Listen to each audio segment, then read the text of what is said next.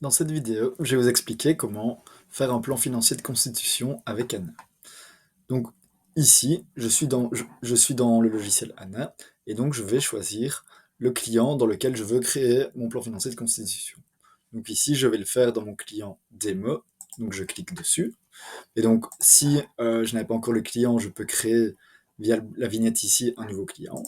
Et donc ici, au sein de mon client démo, je vais cliquer sur Nouveau pour réaliser un nouveau plan financier. J'appuie sur Nouveau et donc là, j'arrive dans la fiche signalétique. Donc dans la fiche signalétique, je vais devoir remettre quelques données, donc comme la forme juridique, est-ce que je suis en société, en personne physique ou en association.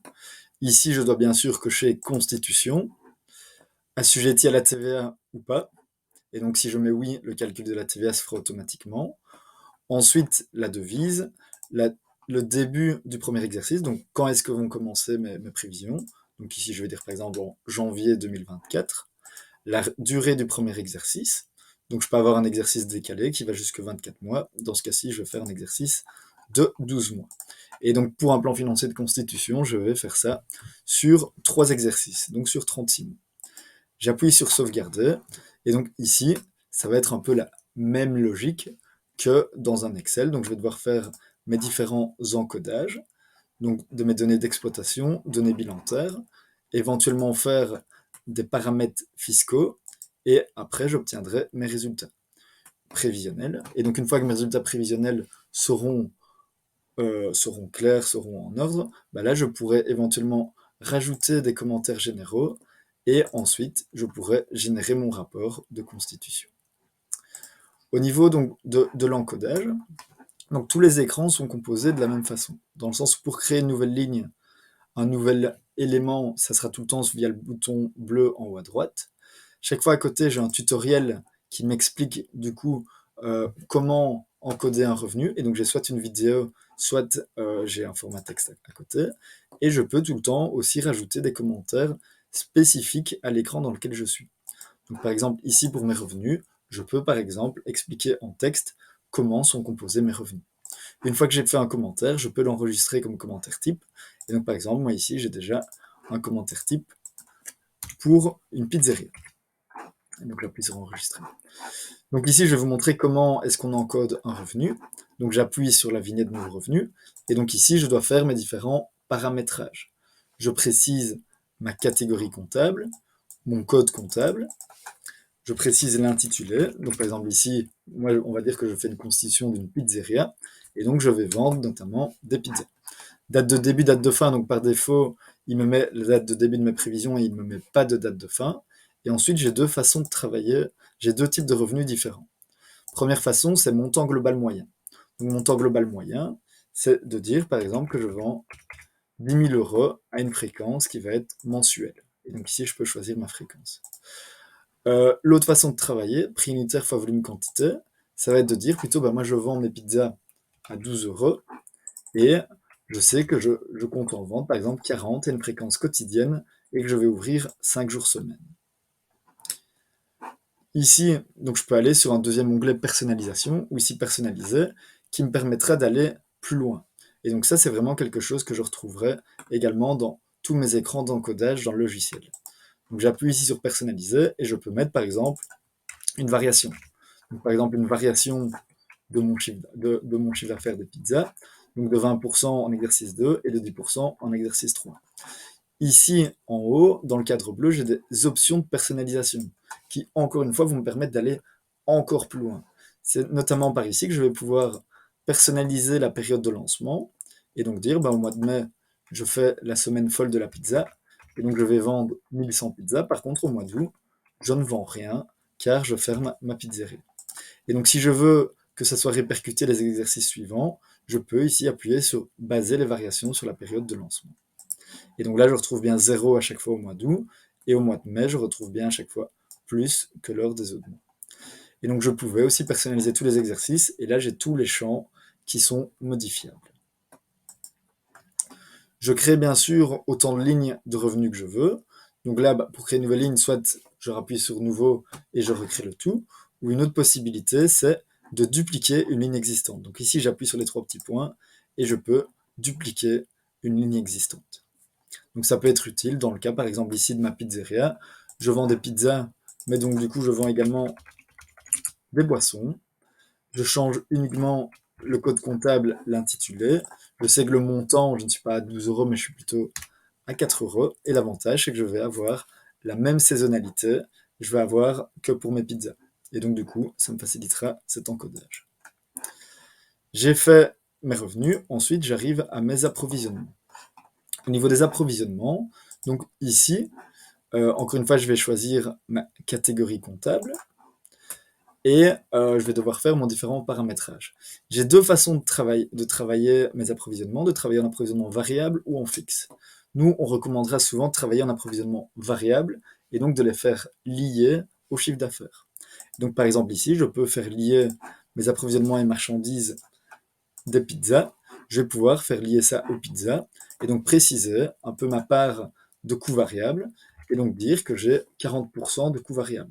Donc ça veut dire que dès que je vends une pizza, j'ai 40% du prix de vente qui est utilisé pour mes achats de pâtes, de, de sauce tomate, d'huile d'olive, d'olive, d'artichaut, etc. Et donc ici, je peux aussi préciser ma fréquence d'achat et donc dire quand est-ce que je vais me réapprovisionner. Donc quand est-ce que je vais chez mon fournisseur. Donc ce qui aura bien sûr un impact sur la trésorerie. Ici, via le deuxième onglet, encore une fois, je vais pouvoir aller un peu plus loin. C'est notamment par là que je vais pouvoir travailler ma gestion de stock. Donc je peux par exemple préciser que j'ai un stock initial de 3000 euros, donc que pour me lancer, j'ai besoin de 3000 euros de matières premières, et qu'en permanence, mon stock minimum ne peut pas descendre en dessous de 2000 euros. Et que donc, dès que je vais atteindre 2000 euros, je vais retourner chez mon fournisseur. Et donc ici, je souhaite que ça apparaisse dans mon bilan de départ. Je reviendrai un peu plus tard sur cette notion, mais donc bilan de départ parce que je veux que ça apparaisse dans le bilan d'ouverture qui sera déposé chez le notaire. Ici, via les options de personnalisation, encore une fois, je vais pouvoir aller un peu plus loin. Je peux par exemple cliquer sur modifier les parts et les stocks, et je peux par exemple modifier la part de coût variable. Donc dire par exemple qu'à partir de janvier 2025, ma part de coût variable passe à 38%, et si je veux que les 38% se répercutent jusqu'au bout de mes prévisions, je peux appuyer ici sur un peu le bouton magique, les trois petits points qui me permettent de dupliquer la valeur, donc dupliquer les 38% jusqu'au bout. Donc j'appuie sur dupliquer, j'ai 38% qui apparaissent jusqu'au bout. Je peux aussi modifier mon stock final. Donc ça, c'est dans le cas où je veux faire des variations de stock. Et donc dire, par exemple, que en août 2024, que mon stock passe à 5000 euros, pour être un peu plus sûr. Et donc là, si je veux que ça soit le cas jusqu'au bout des prévisions, je réutilise le bouton magique et j'aurai bien 5000 euros jusqu'au bout. Donc ici, je l'ai fait pour les pizzas, pour les boissons, exactement le même principe.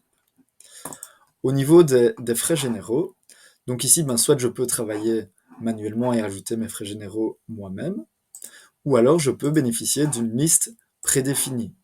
Une liste prédéfinie de frais généraux, donc qui a été établie par nous, et donc où vous allez avoir le code comptable, l'intitulé et un premier traitement au niveau de tout ce qui est TVA, DNA et TVA non déductible.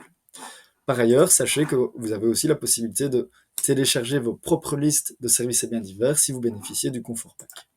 Et donc ici, par exemple, je retrouve bien mon code 610000, loyer avec 0% de TVA. Et donc ici, je vais dire par exemple que j'ai 800 euros de charges locatives à une fréquence qui est mensuelle. Et donc je peux bien sûr encore la faire varier via l'écran ici, personnalisation. Pour montrer un autre exemple, c'est par exemple pour mon carburant d'un véhicule non utilitaire, si j'en ai pour 250 euros par mois, ici, il met déjà le code comptable 61 33 50, un taux de TVA de 21%, une TVA non déductible de 65% et des DNA de 30%. Pourcentage que je peux bien sûr modifier par moi-même. Ensuite, j'arrive aux rémunérations. Donc, encore une fois, au niveau des rémunérations, je peux soit travailler manuellement, donc en encodant moi-même mes frais de personnel, ou alors je peux bénéficier de modules automatiques. De modules automatiques pour les employés et les ouvriers. Et donc dire, par exemple, que j'engage un employé que je vais payer 2750 euros brut et que je vais l'engager à partir du mois de février. Et donc ici, je vais avoir l'ensemble du calcul salarial qui sera réalisé. Donc tout ce qui est ONSS, précompte, 13e mois, simple pécule, double pécule. Et donc ici, je sais que si je paye 2750 euros brut, il aura 1840 euros net et le coût annuel total à mon compte sera de 47 000 euros. Et donc au niveau de la trésorerie, il va bien répercuter au bon mois les différentes dépenses, dans le sens où le 13e mois est bien prévu pour le mois de décembre. Au niveau des délais de paiement, donc je vais tout gérer via ici l'écran délai de paiement. Et donc là, je peux soit mettre les délais de paiement ligne par ligne, donc dire par exemple que mon fournisseur, je le paye à 2 mois, ou alors je peux prendre toute une catégorie à la fois. Donc ici, je sélectionne tous mes frais généraux, j'appuie sur traiter plusieurs frais, et je peux dire tous mes délais de paiement sont à 1 mois. Mais après je peux encore bien sûr modifier ça manuellement, et donc dire que mes frais postaux, moi quand je vais au bureau de poste, je paye comptant, et donc je mets à 0 mois spécifiquement mes frais postaux. Ensuite, ici, c'est le seul écran où je dois enregistrer avec celui d'indexation sur lequel je vais arriver juste après. Donc ici, les indexations, on est sur le même procédé. Je peux soit mettre mes indexations ligne par ligne, soit je peux choisir toute une catégorie à la fois. Donc ici, je vais choisir tous mes revenus, et donc je veux dire qu'en exercice 2, je veux 5% d'indexation et 3% d'indexation de mes prix en exercice 3. Et donc même chose pour mes frais généraux, où je vais aussi mettre les mêmes pourcentages. Et donc ici également, je vais appuyer sur enregistrer. Donc là, j'ai terminé avec mes données d'exploitation, et je vais arriver à tout ce qui concerne mes données bilantaires. Donc les investissements, les créances et dettes, mes financements, et après je vous montrerai le bilan de départ. Donc au niveau des investissements, donc on est toujours sur la même logique. J'appuie sur le bouton bleu ici en haut à droite. Je choisis ma catégorie comptable. Donc ici, pour ma pizzeria, j'ai besoin de mobilier. J'en achète pour 15 000 euros. L'investissement doit apparaître dans mon bilan de départ. Je précise soit ma durée d'amortissement, donc je peux dire par exemple que j'ai 5 ans d'amortissement, ou alors je peux préciser mes dotations annuelles. Sur le deuxième onglet, je peux par exemple personnaliser mes dotations d'amortissement dans le sens où dans ANA, vous encodez votre investissement, la durée d'amortissement, et les dotations se calculent toutes seules sur base de la méthode linéaire pro rata temporis. Si jamais vous voulez travailler une autre méthode, vous cliquez ici sur personnaliser les dotations et vous mettez ce que vous souhaitez au niveau des dotations pour chacun de vos 3 exercices. Et c'est également dans l'écran ici que je peux par exemple prévoir la revente d'une immobilisation, d'un investissement, et donc du coup je précise la date et le montant, et donc ANA calculera automatiquement la plus ou la moins-value, l'impact sur la trésorerie et l'impact sur le bilan lié à la revente de mon actif. Au niveau des créances et dettes, donc c'est un écran que j'utiliserai assez peu dans ANA. Dans le sens, par exemple, une créance client est générée automatiquement par un revenu ainsi que des délais de paiement sur ces revenus. Une dette fournisseur par les approvisionnements ainsi que les délais de paiement sur ces approvisionnements. Et donc ici, un peu pour vous montrer comment se comportent ces écrans-là, c'est dans le cas, par exemple, je vais dire que j'ai un compte courant gérant. J'ai un compte courant gérant pour 10 000 euros et j'ai ça directement dans le bilan de départ. Je peux également mettre un taux d'intérêt sur ce compte courant gérant. Ensuite, dans le deuxième onglet remboursement, c'est là que je vais pouvoir faire varier mon compte courant. Donc je peux dire par exemple que en mai 2024, il augmente de 5 000 euros, donc il passe de 10 000 à 15 000. Et après, en mars 2025, je souhaite me rembourser les 15 000 euros. Et donc je peux bien sûr encore par après le faire augmenter, diminuer, je peux vraiment jouer avec comme je le souhaite pour refléter mes prévisions. Ensuite, au niveau de l'écran financement et apport, donc ici sur le graphique, j'ai un petit pense-bête avec mes investissements, et donc un petit pense-bête pour me dire, il y a des investissements qui sont prévus à cette période-là, il faut peut-être prévoir aussi des financements. Et donc ici, je vais encoder mon apport, donc qui est de 10 000 euros et qui est également dans le bilan de départ. Et après, en plus de ça, j'ai négocié avec la banque un financement. Donc un financement, un 173. pour 15 000 euros, donc pour le financement de mon mobilier. Et donc ici, je mets les différents paramétrages. Est-ce que j'ai un remboursement constant ou variable? Quel est mon taux d'intérêt?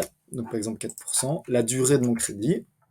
Et je peux aussi préciser la fréquence de remboursement. Donc est-ce du mensuel, du trimestriel et autres. Ici, en modifiant la date du premier remboursement, c'est ici que je vais pouvoir mettre une franchise en capital. Donc si par exemple la banque me donne 1 an pour commencer à rembourser le capital, je peux mettre le premier remboursement en février 2025. Dans le deuxième onglet, je vais retrouver mon tableau de remboursement de mon crédit, donc l'ensemble de mes lignes, et donc je vois bien que c'est en février 2025 que je commence à rembourser du capital. Ici, je peux personnaliser mon tableau, et donc je peux par exemple personnaliser mes prélèvements. Donc personnaliser mes prélèvements pour, par exemple, un cas où la banque me libère sur base de facture. Donc je peux dire que j'ai un prélèvement de 5 000 euros en janvier, de 5 000 euros en mai, et encore de 5 000 euros au mois d'août. Et donc bien sûr, ça sera reflété dans ma trésorerie. Et donc je peux aussi personnaliser mes remboursements capital et mes intérêts. Donc là maintenant, j'arrive à mon bilan de départ. Donc le bilan de départ, je retrouve un peu la situation théorique de comment se situerait mon actif et mon passif lors de l'ouverture des comptes, donc lors de l'ouverture de la société. Et donc au passif, je retrouve mes 10 000 euros d'apport. Je retrouve 5 000 euros ici de dette financière.